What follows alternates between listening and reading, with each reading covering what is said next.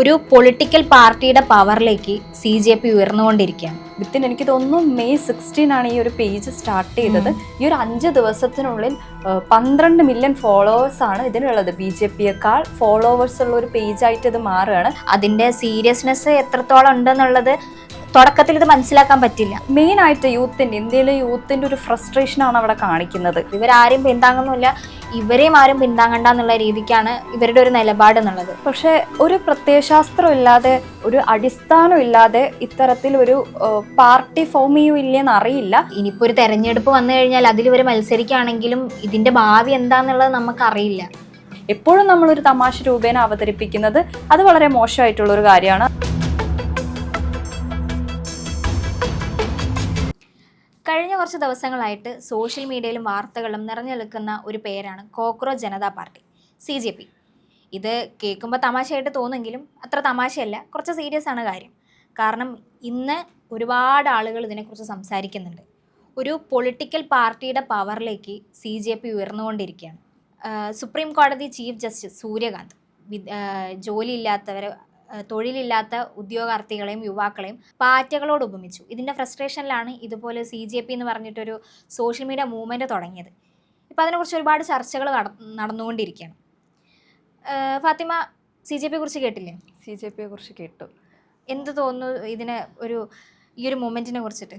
CJP-യെ കുറിച്ച് കേട്ടു. അത് കാണിക്കുന്നത് എനിക്ക് തോന്നുന്നു നമ്മുടെ ഇന്ത്യയിലുള്ള യുവാക്കളുടെ ഒരു സ്ട്രെങ്ത് ആണ് കാണിക്കുന്നത്.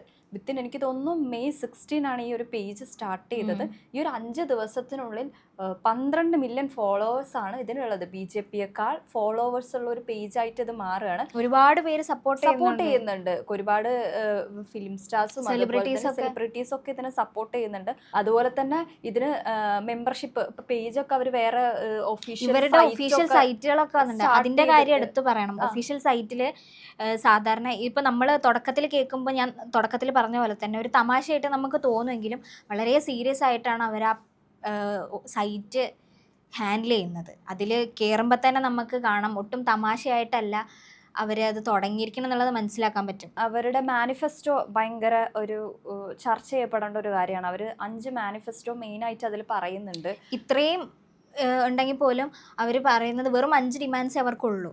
അതും എനിക്ക് തോന്നുന്നു ഈ ഒരു സൊസൈറ്റിയിലെ ആളുകൾ ആഗ്രഹിച്ചിട്ടുള്ള ഒരുപാട് മാറ്റങ്ങൾ അതിലുണ്ട്. അത് പ്രായോഗികമാകുമോ ഇതിൽ വരുമോ എന്നുള്ളതൊന്നും നമുക്കറിയില്ല. പക്ഷേ ഒരുവിധ ആളുകൾ ആഗ്രഹിക്കുന്ന തരത്തിലുള്ള കാര്യങ്ങളാണ് അവരുടെ മാനിഫെസ്റ്റോയിൽ അവർ ആഡ് ചെയ്തിരിക്കുന്നത്. പ്രത്യേകിച്ച് വുമൺ റിസർവേഷനെ കുറിച്ചിട്ടൊക്കെ അവർ 50% വുമൺ റിസർവേഷൻ വരണം. അതുപോലെ തന്നെ ഒരു പാർട്ടിയെ വിട്ടിട്ട് മറ്റൊരു പാർട്ടിയിലേക്ക് പോകുന്ന ഒരാൾക്ക് ഒരു 20 വർഷത്തേക്ക് മത്സരിക്കാൻ പറ്റരുത്. അംബാനി, അദാനി ഗ്രൂപ്പുകളുടെ മീഡിയ ഹൗസ് ലൈസൻസ് ഒക്കെ ക്യാൻസൽ ചെയ്യുന്നൊക്കെയാണ് അവരുടെ മാനിഫെസ്റ്റോയിൽ പ്രധാനമായിട്ടും പറഞ്ഞിരിക്കുന്നത്. ഇത് അവരുടെ ഒരു ഫ്രസ്ട്രേഷൻ. അതായത് ഈ ചീഫ് ജസ്റ്റിസ് പറഞ്ഞതിൻ്റെ ഒരു ബാക്ക് സൈഡിൽ മെയിനായിട്ട് ഇന്ത്യയിലെ യൂത്തിൻ്റെ ഒരു ഫ്രസ്ട്രേഷനാണ് അവിടെ കാണിക്കുന്നത്. കൂടുതലായിട്ട് നമ്മളെ കൊണ്ടൊന്നും ചെയ്യാൻ പറ്റില്ല എന്ന ഒരു കാര്യം ആൾക്കാർക്ക് ഉണ്ടെങ്കിൽ ആ ഒരു ധാരണ മാറ്റി കൊടുക്കുകയാണ് ചെയ്യുന്നത്. എനിക്ക് തോന്നുന്നു പൊളിറ്റിക്കൽ മൂവ്മെന്റ്സ് എന്ന് പറയുമ്പോൾ ആദ്യം എല്ലാവരുടെയും മനസ്സിൽ വരുന്ന സമരങ്ങളും റാലികളും ഒക്കെയാണ്. പക്ഷേ യൂത്തിന് അത് ഏറ്റവും കൂടുതൽ ചെയ്യാൻ പറ്റുന്നത് സോഷ്യൽ മീഡിയയിൽ കൂടെയാണ്. അത് ഈ ഒരു കാലഘട്ടത്തിൻ്റെ ഒരു കാര്യം കൂടിയാണ്. എനിക്ക് തോന്നുന്നു ഈ കാലഘട്ടത്തിൽ സോഷ്യൽ മീഡിയ ആണ് കുറച്ചും കൂടെ ക്യാമ്പയിൻസ് ഒക്കെ ഒരുപാട് കാര്യങ്ങൾക്കൊക്കെ കുറച്ചും കൂടെ സുതാര്യമായ ഒരു പ്ലാറ്റ്ഫോം എന്നുള്ള രീതിയിൽ യുവാക്കൾ അത് അത്രയും യൂസ് ചെയ്തു എന്നുള്ളതിന് ഏറ്റവും വലിയ എക്സാമ്പിളാണ് ഈ 12 മില്യൺ ഫോളോവേഴ്സ് കടന്നിട്ടുള്ള ഈ ഒരു പേജ്. എനിക്ക് തോന്നുന്നത് മിനിറ്റുകൾ കൂടുന്തോറും അതിൻ്റെ ഫോളോവേഴ്സ് കൂടിക്കൊണ്ടിരിക്കുകയാണ്. പക്ഷെ എനിക്ക് ഇതിൽ പൂർണ്ണമായിട്ട് ഇതിനെ പിന്തുണയ്ക്കാൻ ഒരിക്കലും പറ്റില്ല. ഇതിന് അതിൻ്റെതായിട്ടുള്ള ഒരുപാട് പോരായ്മകളൊക്കെ ഉണ്ട്.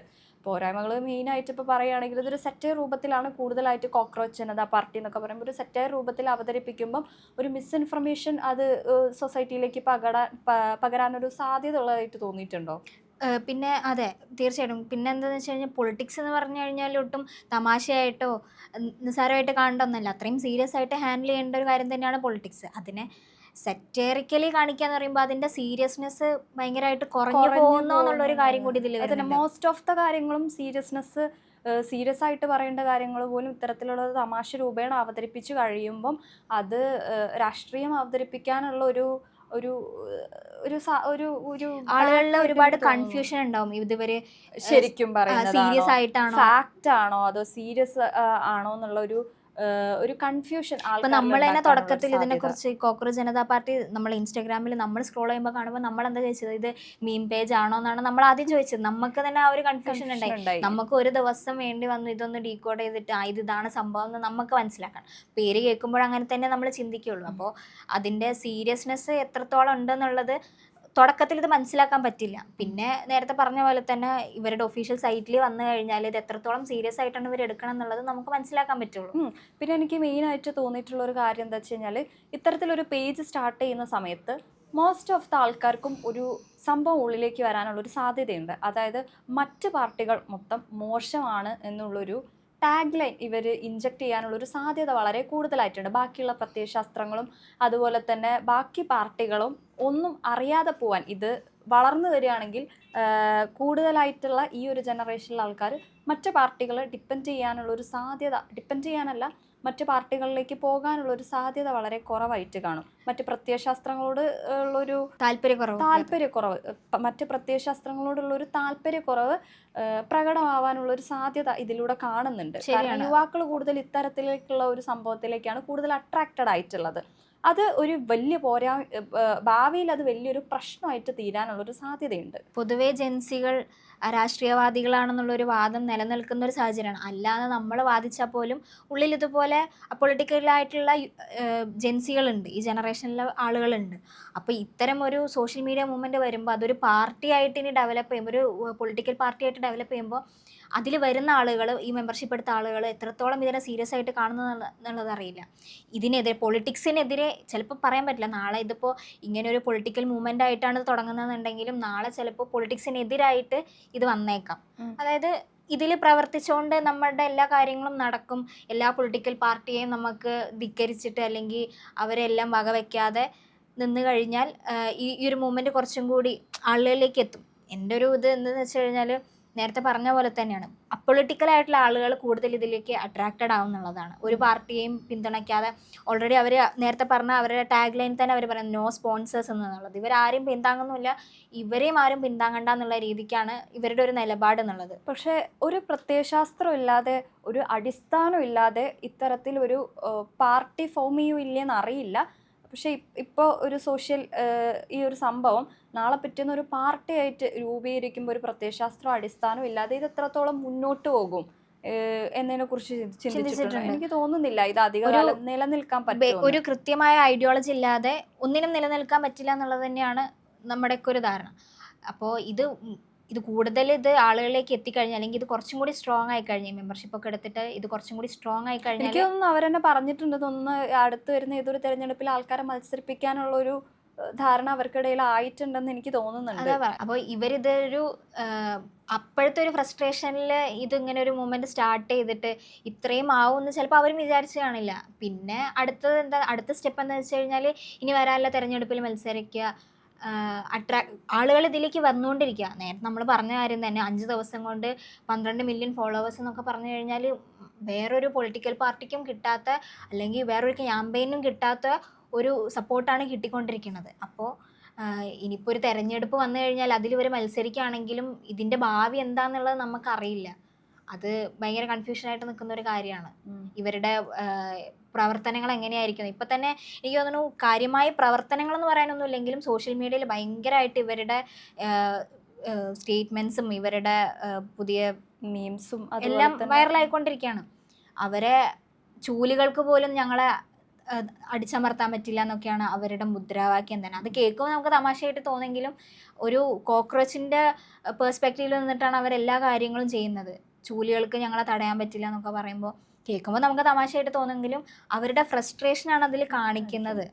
അതുപോലെ തന്നെ കുറച്ചും കൂടെ ഒരു പാർട്ടി അല്ലെങ്കിൽ മുന്നിലേക്ക് പോകുമ്പോൾ കുറച്ചും കൂടെ ഡിഫൈൻഡും സ്ട്രക്ചേർഡും ആയിട്ടാണ് മുന്നോട്ടേക്ക് പോകുന്നതെങ്കിൽ കുറച്ചും കൂടെ നന്നായിരിക്കും. കുറച്ചും കൂടെ കാര്യങ്ങൾ സീരിയസ് ആയിട്ട് എടുക്കുക. ഈ സെറ്റയർ രീതിയിൽ മീംസ് പോലെയുള്ള സാധനങ്ങളിൽ കൂടുതലായിട്ട് അവതരിപ്പിക്കുമ്പം ആൾക്കാർ നമ്മുടെ രാഷ്ട്രീയത്തിനും നമ്മുടെ നാടിനെയും നാട്ടിലെ പ്രശ്നങ്ങളെയും എപ്പോഴും നമ്മളൊരു തമാശ രൂപേണ അവതരിപ്പിക്കുന്നത് അത് വളരെ മോശമായിട്ടുള്ളൊരു കാര്യമാണ്. അത് ഭയങ്കര ഡേഞ്ചർ ആയിട്ടുള്ളൊരു കാര്യമാണ്. എപ്പോഴും എല്ലാ കാര്യവും നമ്മൾ മോശമായിട്ട് അല്ല, എപ്പോഴും എല്ലാ കാര്യങ്ങളും നമ്മളൊരു തമാശ രൂപേണ അവതരിപ്പിക്കുമ്പം കാര്യമായിട്ടുള്ള കാര്യങ്ങൾ എവിടെയും എത്താതെ പോകും.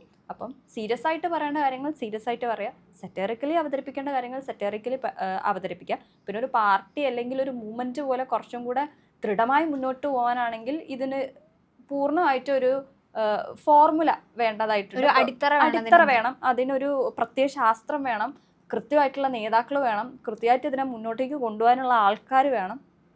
ഇത്തരത്തിലുള്ള ഒരു കാര്യങ്ങളൊക്കെ ഉണ്ടെങ്കിൽ നല്ലൊരു മൂവ്മെൻ്റ് ആയിരിക്കും. ചിലപ്പോൾ അതൊരു ട്രേഡ് മാർക്ക് പോലെ അല്ലെങ്കിൽ ഒരു ബെഞ്ച് മാർക്ക് പോലെ ഇന്ത്യക്ക് ചിലപ്പം ഭാവിയിൽ ഹിസ്റ്ററിയിലേക്ക് വരാനുള്ള ഒരു സാധ്യത ചിലപ്പോൾ ഉണ്ടാവാൻ സാധ്യതയുള്ളതുമായിട്ടും തോന്നുന്നുണ്ട്.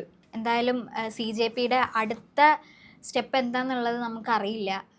ഇപ്പോൾ ഈ 2-3 ദിവസം കൊണ്ട് ഒരുപാട് ഫോളോവേഴ്സിനും മെമ്പേഴ്സിനെയൊക്കെ അവരുണ്ടാക്കിയിട്ടുണ്ട്. അപ്പോൾ ഇനി അങ്ങോട്ട് അവരുടെ പ്രവർത്തനങ്ങൾ എങ്ങനെയാവും? ഇതൊരു നേരത്തെ പറഞ്ഞ പോലെ ഇതൊരു ബെഞ്ച് മാർക്കാവോ, അല്ലെങ്കിൽ ഇവിടുത്തെ ഇന്ത്യൻ രാഷ്ട്രീയത്തിൽ എന്തെങ്കിലും മാറ്റം കൊണ്ടുവരുമെന്നുള്ളത് നമുക്ക് കണ്ടറിയാം.